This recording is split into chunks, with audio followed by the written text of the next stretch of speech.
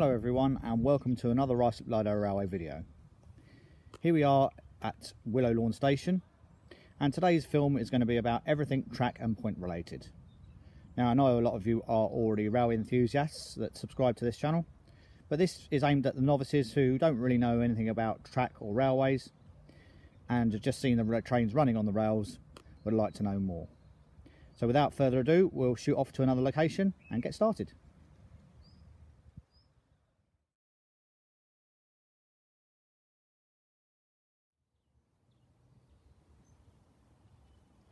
So here we are at Haste Hill and we're in the platform road. The loop road, which is a passing track, is to our right. And what we're looking at here is a section of plain track. Now when we say plain track, it means just as you see in the picture there. It's plain track, two rails either side, sat on sleepers, with no points or crossings in the section at all. And that is plain track. So what is the track made up of? Its component parts. Well, if I pan down to a sleeper here, you can see two rails either side that the wheels run on. You can see some screws and fixing, 4 in the picture, 2 on either side of one rail and 2 on either side of the other rail, and the sleeper that the rails and fixings sit on. So the sleeper acts as a stable formation, and around the sleeper you have what we call ballast, and I'll come on to the use of ballast later on. I've now focused on the side of the rail, and the rail itself has a few different names for the different parts of it. The bottom bit you can see here, which I'm pointing out now, that's called the foot of the rail, and that's slightly wider than the top of the rail, so that you've got something good to sit on the sleepers and screw down to so that the rails don't move. The next bit in the middle here, which is between the foot and the head of the rail, this bit here, it's called the web. It's just a thin piece of metal that holds the rail head up high so we miss any screws that the rail wheels have to get over and so they don't come into contact with them. And that sometimes over time, if the rail has been in for a good number of years, will rust out, and that means the rail has to be changed. But this is almost brand new rail. The last piece is the top shiny bit here, and that's the rail head, and that's the actual bit that the rail wheels of any carriage, wagon or locomotive runs on. And you can see, because it's shiny, it means that trains have been running over here. If it hadn't been run over for quite a while with rain and the air getting to it, it would have probably rusted over. But that's not a big problem. It just means as soon as the first couple of trains runs over, you'll get that shine back, and it just gives a good indication of where the actual rail wheels are touching the top of the rail.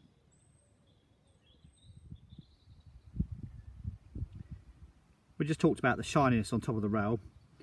Here's a good example of the different ways the wheel interacts with the railhead itself.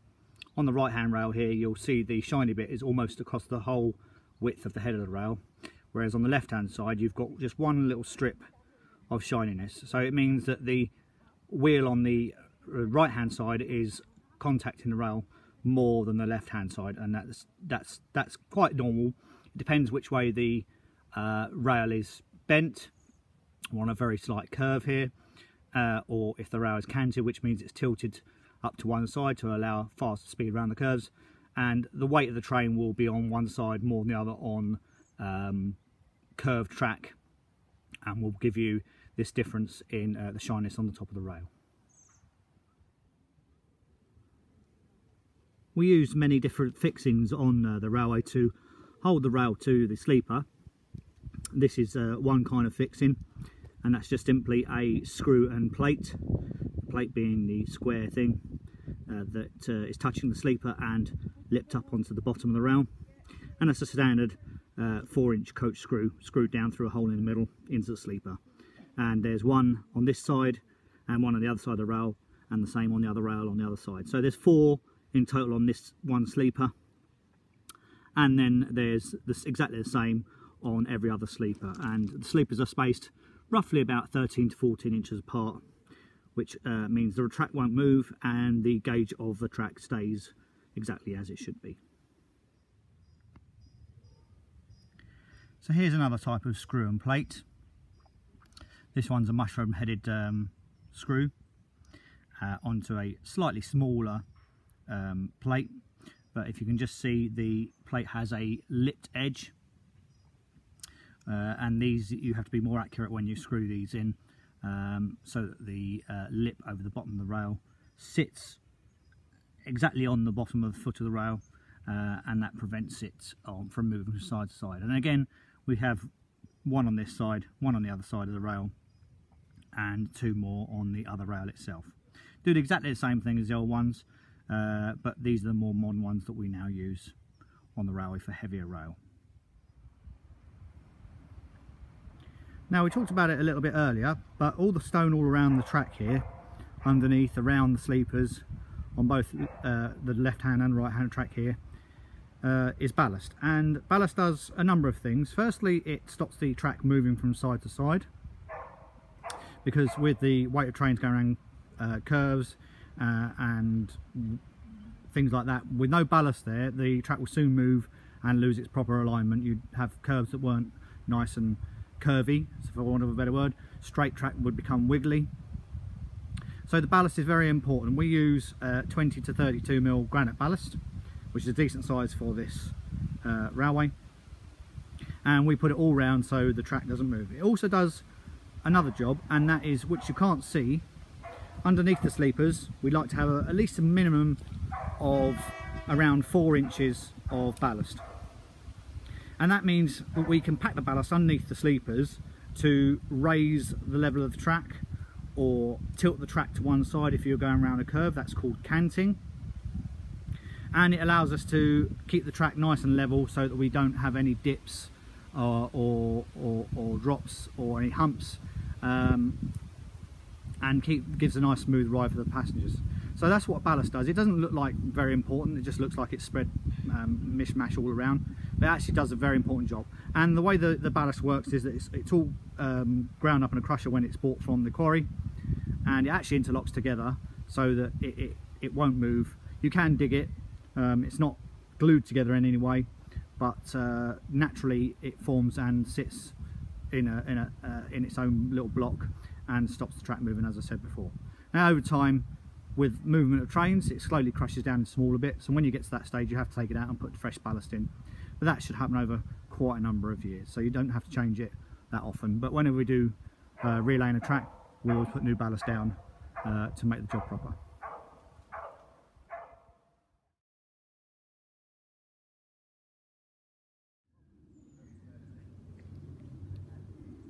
So here you can see 3 different types of sleeper we use on the railway today. There's actually a 4th one, but I didn't get a picture of that. There's none in the yard here for me to look at. Well, I'll come out to that a little bit. But the first one on the left hand side is a small Douglas fir softwood sleeper. We call it a stage 2 sleeper because it was used for the mains construction of the extension line from Elleners down to Haste Hill. But over the years we upgraded to the next size up, which is a 4 inch high by 3 foot wide. Again, Douglas fir softwood sleeper of a larger size, as I just mentioned, and it's the same as the one underneath. You can see underneath the track, and we upgraded to these for more stability, and they are tannalised to give them a bit of a longer life. And because they're softwood, they're fairly light and easy to move around, easy to drill in too. But depending on what batch you got, we were finding these weren't lasting for long. Some only 10 years when they were supposed to have a 25-year life. So more recently we moved on to exactly the same size, but a hardwood sleeper, which is Eckie hardwood. Now these are, you can't tell in the picture, but compared to the softwood, these are much heavier in weight, same dimensions, and a lot harder to drill into. However, they should last us over 20 years or more in the right conditions. Obviously in wet areas where there's no sun and it's permanently shaded, they might last a little less, but we hope that putting these in for the rest of the time will allow us to do less sleeper changing and overall help us to maintain the railway to a better standard. The fourth sleeper, which is not in the picture, which is over on stage 3 between Hasty and Willow Lawn, is a Jarrow sleeper, and again we're replacing those with the hardwood sleepers now, because their life expectancy is not as great as a hardwood sleeper, and I think Jarrow is an Australian type wood. I'm sure someone will correct me if I'm wrong. But yeah, they're the different types of sleepers, and we'll now move on to the different rail types.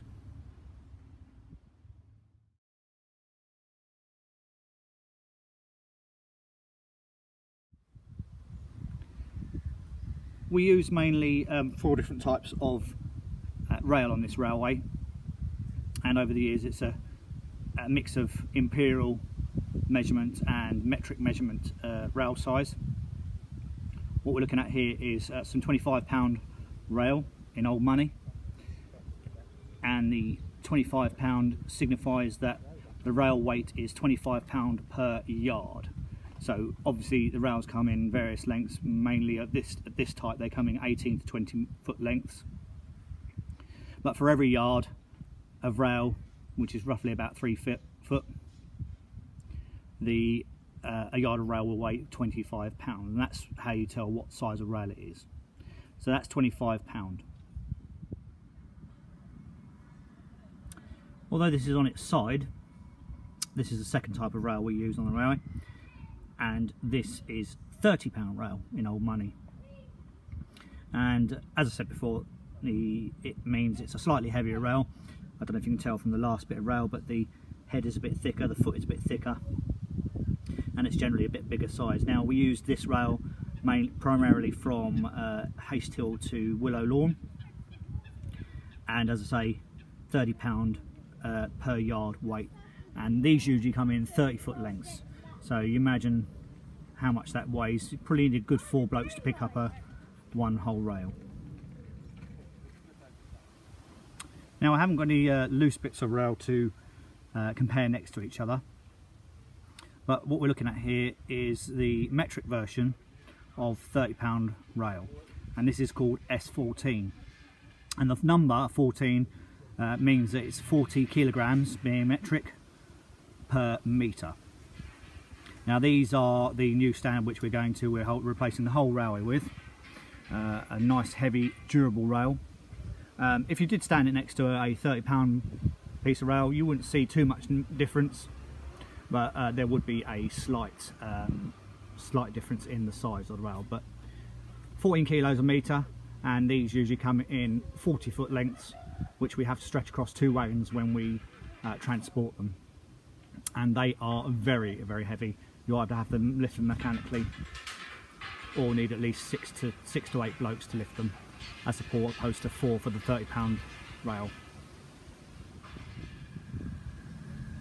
So this is the 4th and final type of rail we use on the railway today, and this is another metric version. This is S10, 10 kilograms per metre rail, and we use this only in one place, and that's around Woody Bay Curve. If I pan round, and again it's hard to tell the difference between the rail types unless I've got them all next to each other. But this is the more modern version of the 25-pound a yard rail that we talked about earlier, and we only use this around Woody Bay. We had it rolled to a special curvature because of the sharp curve around Woody Bay to replace the 25-pound that was life expired in the platform.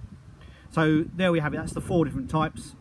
25-pound per yard rail, S10, which is the same as 25 but in metric, 30-pound a yard, and S14, which is the equivalent in metric. As we talked about before, the rails come in different lengths: 18, 20 feet, 30 foot, 40 foot, and you have to connect these together to form the length of line you want. Our total railway length is about 1¼ miles long. So at every rail joint there is a pair of what we call fish plates, and that's what we're looking at now. Now we're looking at the 2 rails in the same picture. The one side of the rail, the closest to the camera, has the bolt end sticking out with the nuts on that you can see, and we put these generally on the outside of the rail so that they don't interfere with the flanges on the inside. So it consists of 2 plates clamped either side of the rail, which you can see in the middle there in the web, with 4 bolts through it, and on the far rail, that's just the back of what would be on the other side of this nearer rail, and they have rounded off heads so that they don't interfere with the flanges, as I said. So that's how you join the rails together. Now, we do have other joints on the railway. We have some welded joints, and I'll just move over to show you one of those now.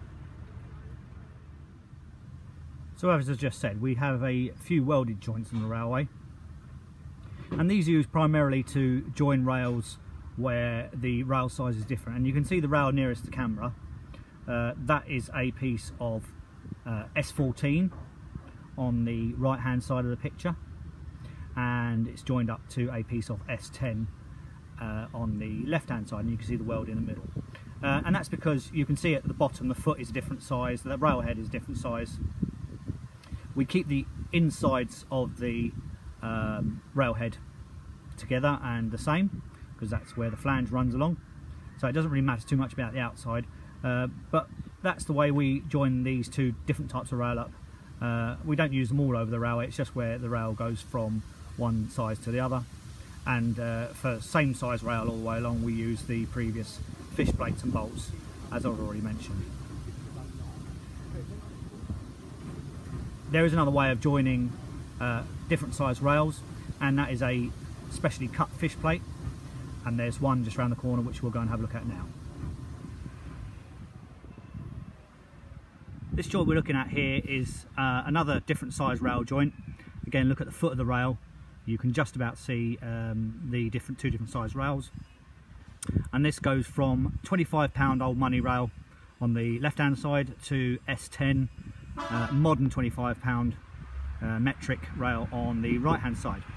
Now this joint was done in the days before we got round to welding joints. Welding 2 sides of rail is much preferable than a fish plate cut to fit, and although it looks quite smooth on the top of the railhead, there is actually a bit of a bang when the trains go over this one, but it's good enough, and we will look to eradicate this as and when we upgrade the rail from the old £25 at a later date when we come to relay it. So this is not ideal, but it was what we had at the time, and you can see that, just about see that the fish plate has been cut down on the smaller side just to fit in the web there, and the other side it fits as it should do, because it's a S10 fish plate that we've cut down. So that's how we join the rails on the railway here.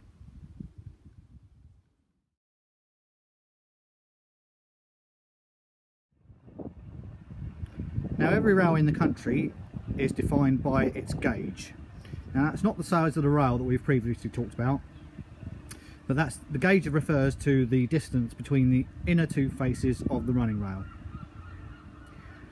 So mainline standard gauge railways are 4 foot 8 1/4 inches wide, but as you can see we are much smaller than that. We are only 300mm or 12-inch gauge as commonly known. If I pan down here to where we've got the tape measure, you can see what I mean. So that is the gauge of our railway. We are 1 foot 12-inch or 300mm in metric gauge railway. And in actual fact we are the longest 12-inch gauge railway in the country. It's quite an odd gauge. Other gauges upwards are more common, are 15-inch and 2 foot.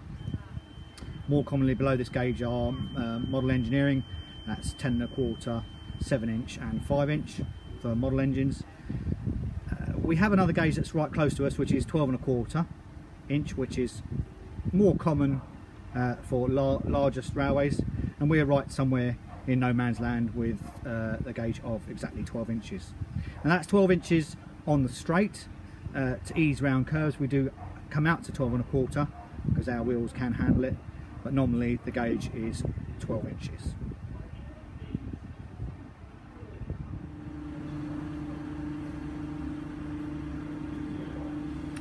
I've just come into the workshop to show you how the wheels react with the rail. Here we have one of our standard coach axles and wheels. You can see it's sitting on the rails. Now the wheels themselves have a few different named pieces. So the middle piece here that goes right way through to the ends, that is the axle.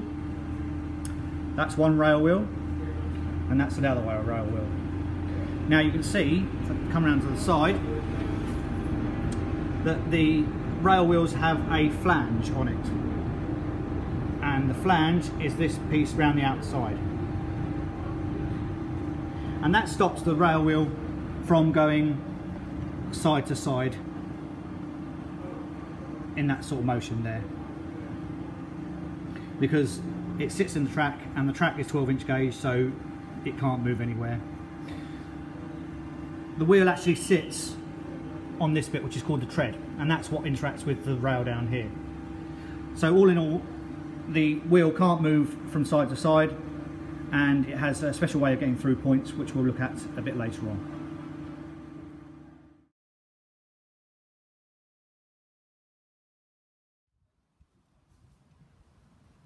Now, another main component to our track work on the railway are sets of points. Now, in network rail terms, modern railways, they are called switches. But switches and points, that's the same thing, and they are a way of changing the direction from one track to another. And as you can see, we're looking here at one set of points. We've got around 14 sets of points on the railway in various areas, and we're looking at the main line into Woody Bay, and the track coming off from the right hand side is into the works yard where Graham Alexander is sitting just behind the tree there. So we'll now take a closer look at how points work and all the different components of points themselves. So what we're looking at here is the point blades, and they're the two rails in between the outer rails, and you can see on the left one it's been machined to a thin edge, and that's what forces the rail wheels to take a certain direction. Now this point is set for straight on, so you can see a gap between the point blade and the what's called the stop rail on the left hand side, which the flange will run through, and on the other side there is no gap, so the flange will run against that and force you to go straight on down towards Woody Bay. Now, having just changed the point, you can see the blades have been switched. There is now a gap on the right hand side, and there's no gap on the left hand side, so that will force the rail wheels round to the right hand side and take you into the works yard. And that's essentially how a set of points works. It's connected by a rod into a point lever, and that's thrown by hand to whichever direction you want the train to go in. A little bit further up the point, now what we're looking at is the tie bar here, and this is just another separate bar that's not attached to any lever or anything, and that just keeps the point blades a bit further up from widening out when a train goes over them, because the last thing we want is a train to go over them, the point blades to separate a little bit, because they need room to be able to move and the train to come off. So this just keeps in gauge for when the train goes over it. Now looking from the other direction, we were just up there at the point blade end, and these points can be split in half. All four rails have got fish plates and bolts on them at this point, and this is so we can split it in half and transport it if we want. It was delivered in one unit, and we carry them in one unit, but they are quite long, so if we wanted to split them in half for any reason, we could take all these bolts out and the point would come in two halves. Just while we're here, you've got what we can see as spacers in between the rails. This is to stop the rail moving at this point. Up until now, you can see other spacers, but they're not actually attached. That's to allow the rail blade to move, as we've said, so we can change the sets of points, but these ones are fixed here, and that's to stop the rails moving so you don't derail. Also, while we're on fixings, you can see in the middle here we've got pandrol clips, and that's just another way of fixing the rail down to a base plate pretty much the way the plates and screws done on the plain line, as I explained earlier. But on points we use pound roll clips quite a lot. Coming up to this end of the points, this is quite a busy end of the point. You've already decided which direction you're going by changing the point blades at the far end, as we've discussed a couple of times already.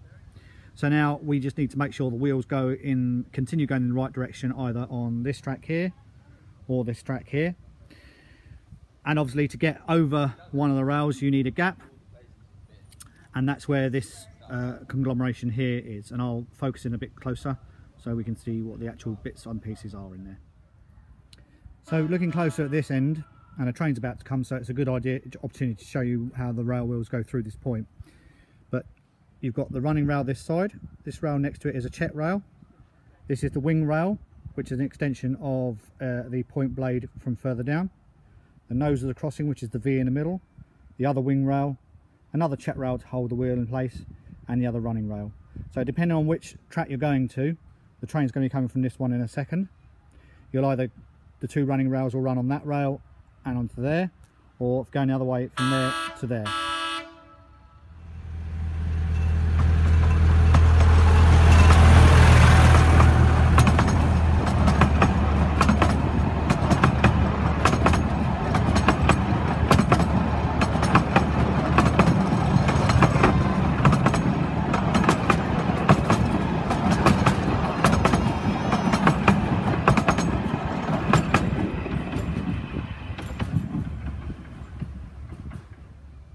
The last thing to show you on points is this type of point here. You can see it's got a black board in front of the point lever, and this is a point that's operated by the train and will reset back to its normal position, which is as it's set now. The point over there, as we looked at before, is a hand point, and you throw that whichever way you want and it stays to where it is until you throw it again. But this point here will reset back to where it is, and it gives an advance warning to the driver if the point is not correctly set. You can see the rails are hard up one side on the stop rail, and there's a gap the other side to indicate to go across the crossover. But if the point was in the middle for any reason, a red part of the lever would show above the sight board, and I'll just show you how that works now. Now if you look closely, I've put a stone in between the point blades. There's now point blades are right bend in the middle. That's dangerous. We don't want that at all. But for the driver to see that from a long distance is near enough impossible. So to give an advance warning, it indicates on the points there that there's something wrong, because now you can see the red part of the lever is above the sight board, and you can see that from quite a distance, so that should give him time to stop and check what's wrong with the points and make sure they're all right to go again. So that's how that works. I hope you've enjoyed that little video. Explains about how the track is on our railway. It's pretty much the same whatever gauge around the country. There's a few different things depending on which railway they are. But that gives you an idea of what's on the Ruislip Lido Railway. So I hope you enjoyed it, and we'll see you on the next video.